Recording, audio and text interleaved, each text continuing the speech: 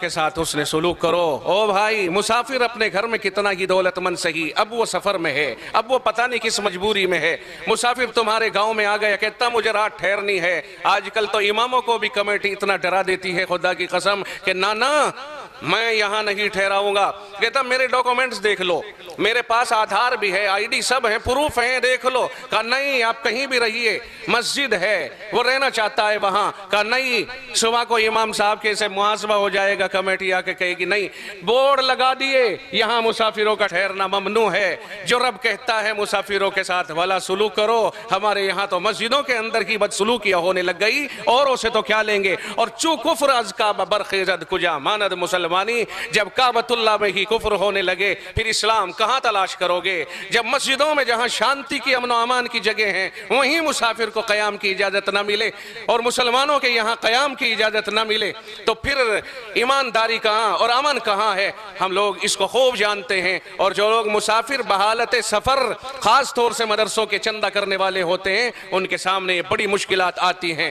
اور میں ان اماموں سے بھی کہوں گا کہ جو لوگ امامت کرنے والے ہیں وہ امام کہیں باہر سے یا آسمانوں سے ٹپک کر نہیں آئے یا رحم مادر سے وہ امام بن کر کے نہیں آئے، وہ مدرسوں کے پڑے ہوئے ہیں۔ اگر وہ ان کا خیال نہیں کریں گے اور کمیٹی کو صحیح بات نہیں سمجھائیں گے، کون سمجھائے گا؟ ائمہ کرام، تم ترجمان ہو مدرسوں کے، تم نے مدرسوں میں کھایا ہے، تم مدرسوں میں رہ کے پلے ہو، تم نے مدرسوں سے فائدہ اٹھایا ہے۔ اگر تم مدرسوں کے ترجمان نہیں ہوگے تو کون ترجمان ہوگا؟ مدرسے والے جا کے کہہ دے مجبور ہو کر کے صاحب میرا ذرا تائید کر دینا، بڑے مدرسے سے آیا ہوں۔ نا امام اجازت نہیں، کمیٹی کی طرف سے اجازت نہیں۔ او میرے بھائی کیا کر رہے ہو؟ اگر امام کہتا اجازت نہیں تو اس کا مطلب یہ ہوا کہ تو یہ ثابت کر کہاں سے پڑھ کے آیا ہے، تیرے پاس علم کہاں سے آیا ہے، مصلی تیرے پاس کہاں سے آیا ہے، تو امام کیسے بن گیا؟ میں کہتا ہوں 11 مہینے مقتدیوں کا ذہن بنانے کی امام کو کوشش کرنی چاہیے اور وہ یہ طے کرے اور کہیں اور لوگوں کو اتنا آنے والے مسافرین کا اتنا شوقین بنا دے کہ انتظار کریں اور یہ کہیں مسافر آج کہاں ہیں، کہاں ہیں سفیر، کہاں ہیں مدرسوں والے؟ لیکن ہم نے خود کاٹ دی رسی، ہم نے خود اس طرح کا برتاؤ کر دیا۔ بعض روتا ہوا مسجد کے گیٹ سے نکلتا ہے۔ خدا کی قسم اس کے اوپر نظر ثانی کرنی چاہیے۔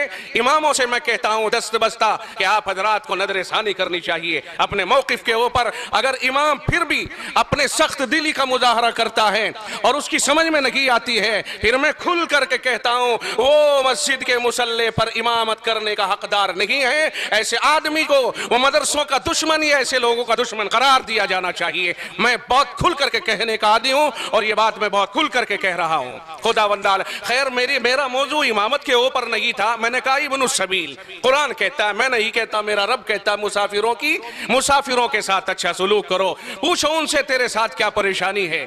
ساری دنیا دھوکے باز نہیں، ساری دنیا دہشت گرد نہیں، ساری دنیا بم پھوڑنے والی نہیں۔ کون سی مسجد میں ہندوستان میں کس نے آ کر کے بم پھوڑ دیا کہ تم نے مسافروں سے خوف کھانا شروع کر دیا؟ وہ کون سا سفیر ہے جس نے مسجد میں غداری کر دی ہو آ کے؟ نہیں، کس مسجد کے میں آ کے سفیر نے کب مسجد کا غلہ اکھاڑا اور پھاڑا ہے؟ وہ کب وہاں ڈکیتی ڈالنے کے لیے آیا ہے؟ پھر کیوں ڈر گئے اہل کمیٹی اور کیوں ڈر گئے امام ان مسافروں سے؟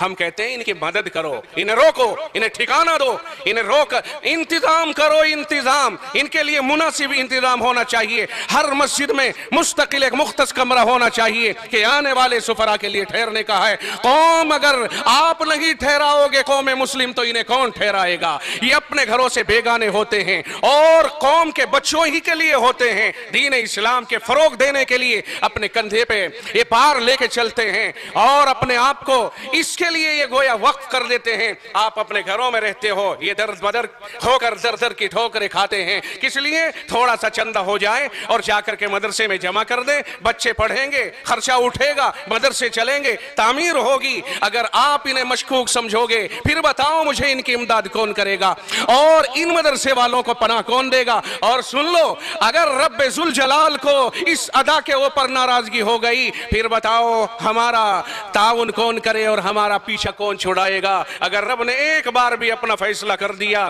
یاد رکھیے نہ کوئی کمیٹی، نہ کوئی امام، نہ کوئی معاون، نہ کوئی مخالف، پھر مسئلہ کچھ اور ہی ہو جائے گا۔ اللہ حفاظت فرمائے۔ خیر، ابن السبیل مسافر کی مدد کرے۔